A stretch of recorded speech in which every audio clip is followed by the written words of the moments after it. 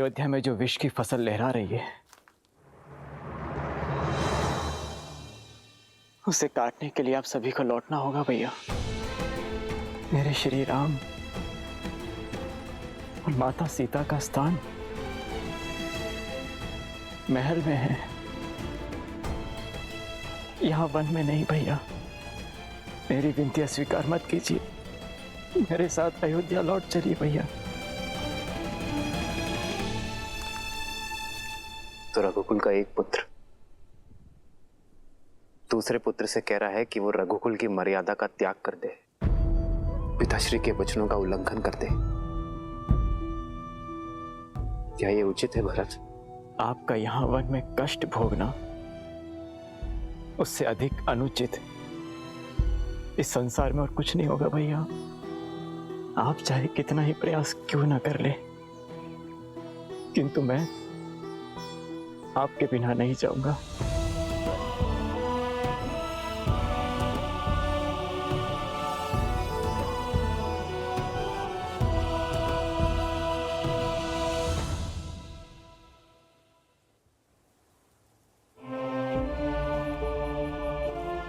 महाराज जनक, अब आप ही समझाइए अपने जमाता को। इस समस्या का समाधान केवल तर्क से लिया जा सकता है। कल प्रातःकाल सभा में लोकमत, ऋषिमत, वेदमत और धर्म के अनुसार राम के अयोध्या लौटने का निर्णय लिया जाएगा।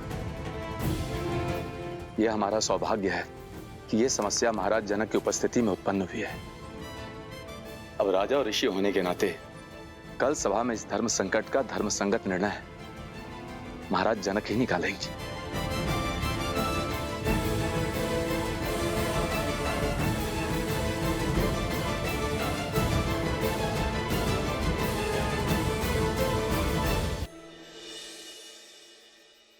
वचन दीजिए मुझे मां, वचन दीजिए मुझे कि कल सभा में आप मेरा पक्ष लेंगी, राम भैया को अयोध्या वापस चलने के लिए कहेंगी।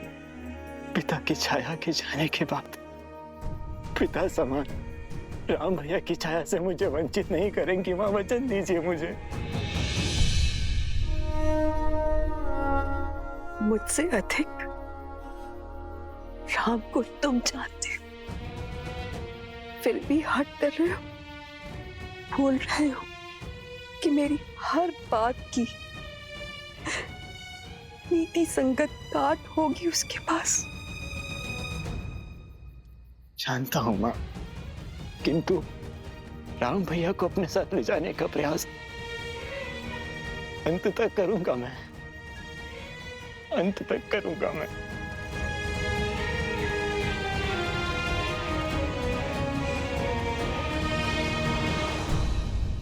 भरत भैया का आपके प्रति प्रेम और समर्पण देखकर मैं गदगद हो गई यार। भरत का समर्पण इतना पवित्र है, इतना पावन है कि कभी कभी मुझे भय लगता है सीता, कि उसके प्रेम की पवित्र धारा में मैं कहीं बह ना जाऊं।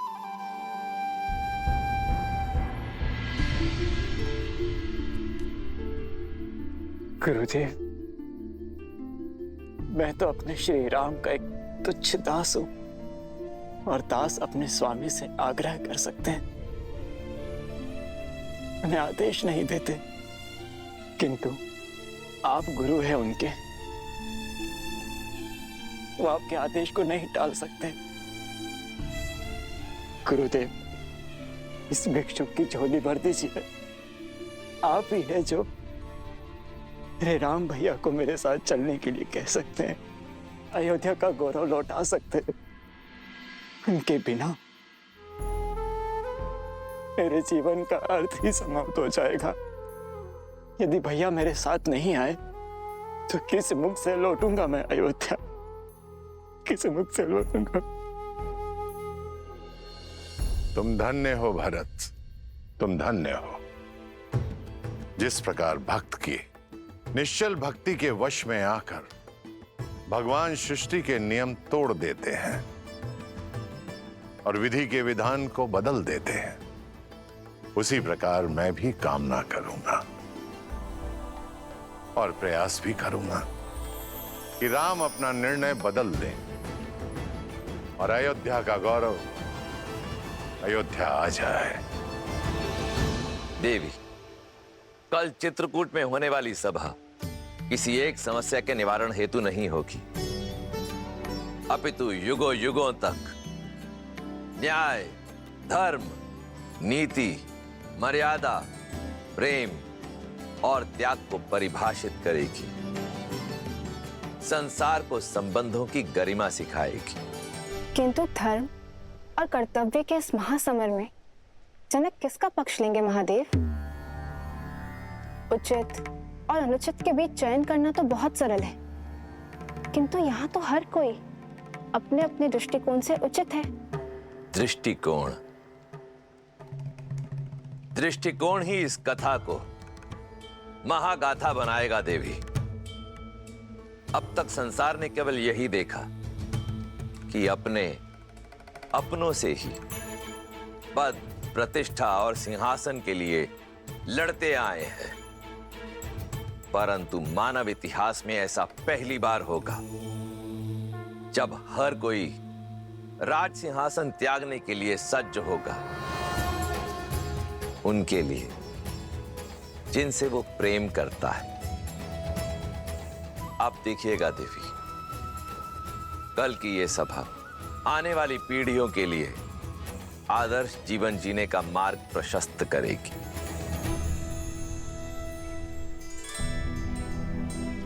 भैया, मैं और अयोध्या की संपूर्ण प्रजा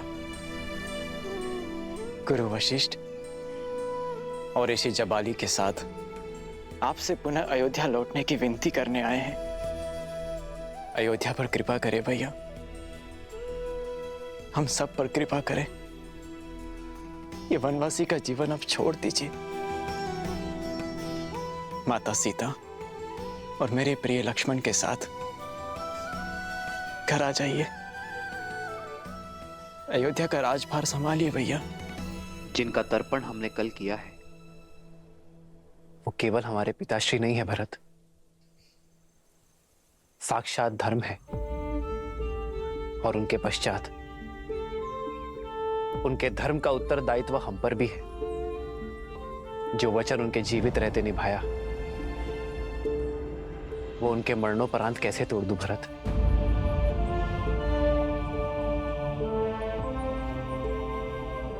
रघुकुल रीत की बेड़ियों से केवल मैं नहीं, तुम भी बंधे हो। जाओ भरत, अयोध्या का राज सिंहासन तुम्हारी प्रतीक्षा कर रहा है। भैया, प्रतीक्षा तो केवल आपकी है उस सिंहासन को। मैं तो केवल परीक्षा दे रहा हूं। जिस गर्भ से जन्म लिया उस पर आरोप लगाना पाप है, किंतु जो महारानी कैकेयी ने किया वो महापाप है। और उनके अपराध का दंड हम सब क्यों भोगे? हम सब क्यों अपने राजा राम की छत्र छाया से वंचित रहे? उचित कह रहे हैं कुमार भरत। दंड तो महारानी कैकेयी को मिलना चाहिए। दंड मिलना चाहिए। दंड मिलना चाहिए। दंड मिलना चाहिए। दंड मिलना चाहिए। अवश्य ही हमारे दिवंगत पिता धर्म के सूर्य थे, किंतु ग्रहण का दोष तो सूर्य पर भी लगता है भैया। और उस ग्रहण को मिटाने आपको स्वयं सूर्य बनकर अयोध्या आना होगा भैया। मैं संपूर्ण तैयारी के साथ आया हूं। गुरु वशिष्ठ आपका राज्यारोहण करने के लिए सज्ज हैं और हम सबके नेत्र बस आपके निर्णय पर टिके हैं।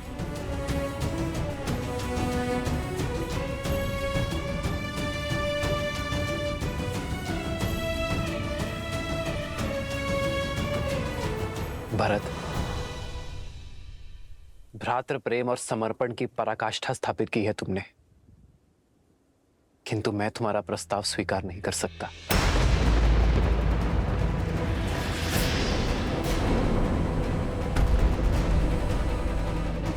एक वचन मैं निभा रहा हूं तो दूसरा वचन तुम निभाओ भरत। अयोध्या की सेवा करो।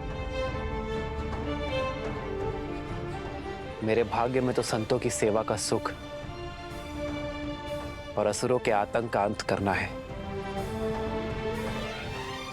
मेरा मार्गदर्शक तो स्वयं धर्म है और मैं उसी के दिखाए पथ पर चलूंगा।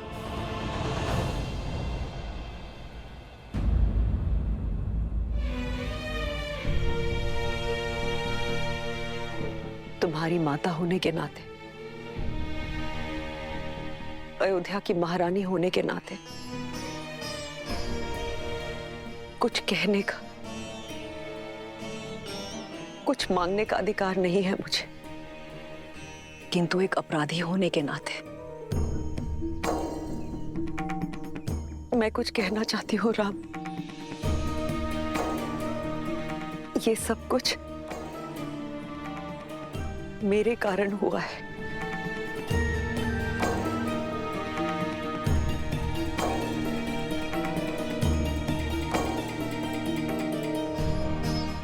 तुम्हारे पिताश्री से वचन मांगने वाली मैं थी।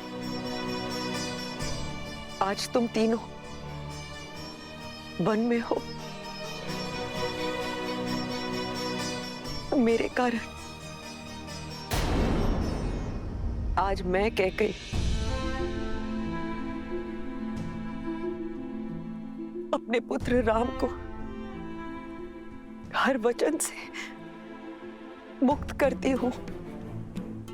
आज मैं अपने सारे वचन वापस लेती हूँ राम। हमारे साथ अयोध्या वापस चलो राम, हमारे साथ अयोध्या वापस चलो।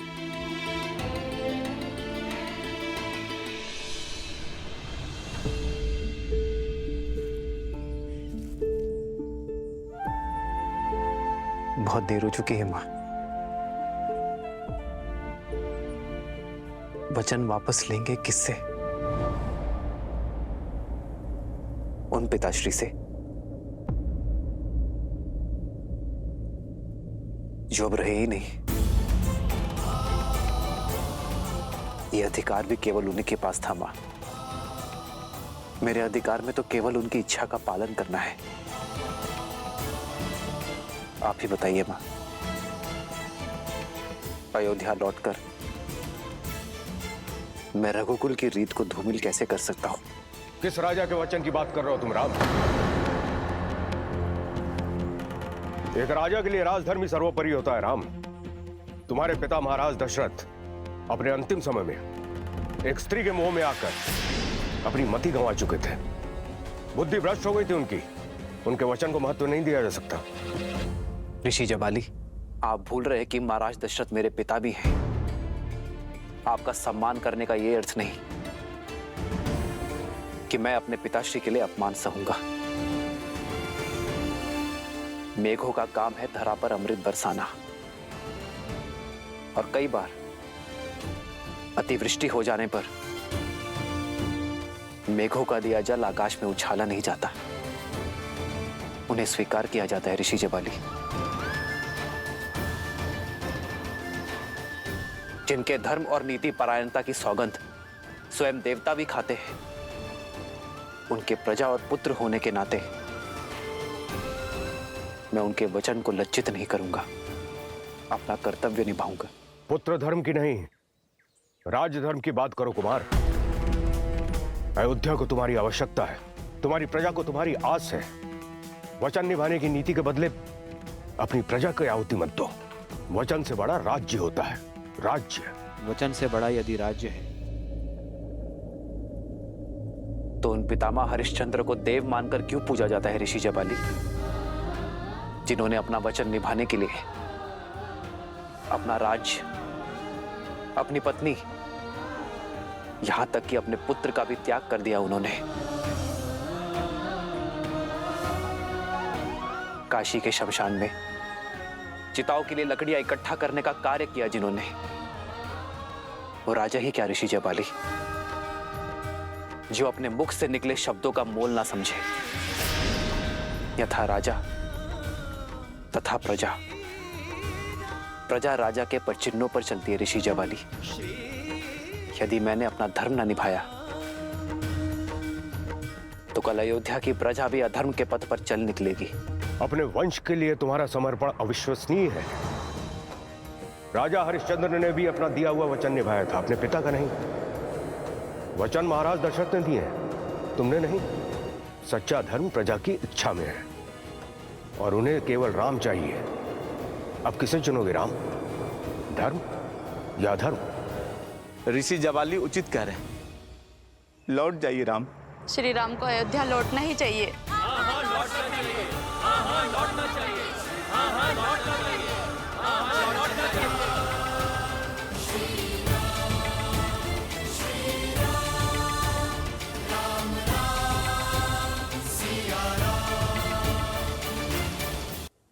ऋषि जवाली, संतान तो आत्मज होती है, अर्थात अपने पिता की आत्मा का अंश होता है उसमें। यदि मैंने अपने पिता के वचन ना निभाए तो दोषी केवल पिताश्री की आत्मा ही नहीं, मेरी भी आत्मा होगी। विद्या आरंभ करते समय मनुष्य जब जनेऊ धारण करता है तब 3 धागों में पितृ ऋण का भी एक धागा होता है। क्या अपने पिता का ऋण चुकाना एक पुत्र का धर्म नहीं?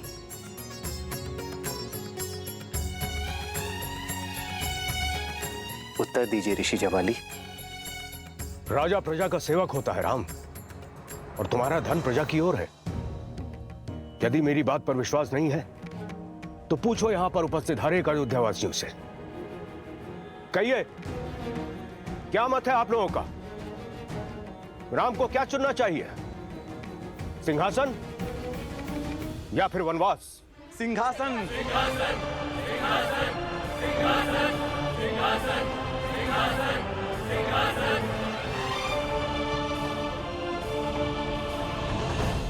सिंहासन स्वीकार किया है ना मैंने। पुत्र धर्म का सिंहासन, ऋषियों के उद्धार का सिंहासन, मर्यादा का सिंहासन।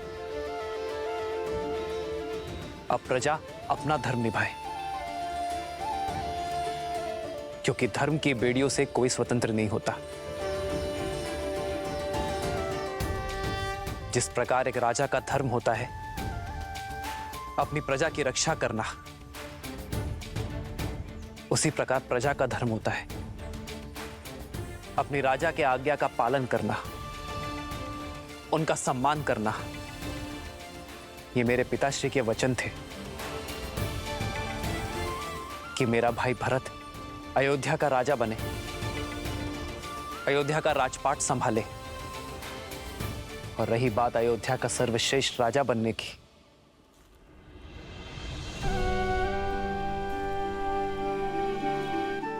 तो अयोध्या तो क्या, जिस किसी भी नगरी में मेरे भरत जैसी पुण्यात्मा का राज होगा वो स्थान स्वर्ग बन जाएगा। गुरु वशिष्ठ ने हम चारों को एक समान शिक्षा दी है ऋषि जवाली।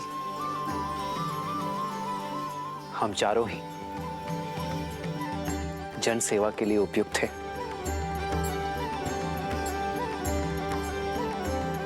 ऋषि जवाली, मैं आपसे और मेरी प्रिय अयोध्या की प्रजा से पूछता हूं, क्या आप में से किसी को भी मेरे भरत के नेतृत्व, उसके राज कौशल पर संदेह है? मेरे पिताश्री महाराज दशरथ की रक्त की योग्यता पर संदेह है?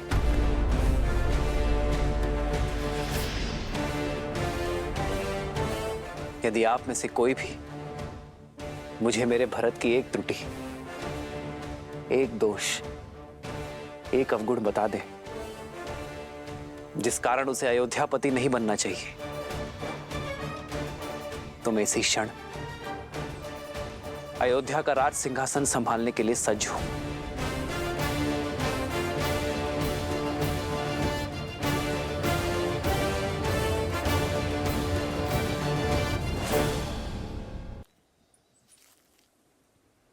मैं हार गया गुरु वशिष्ठ। सारे जगत पर प्रश्न उठाकर निरुत्तर कर देने वाले जवाली के पास अब कोई तर्क नहीं बचा है जो राम की बात काट सके। अब आप ही समझाइए इन्हें कि ये अपनी हट छोड़कर अपना राज्य संभालें।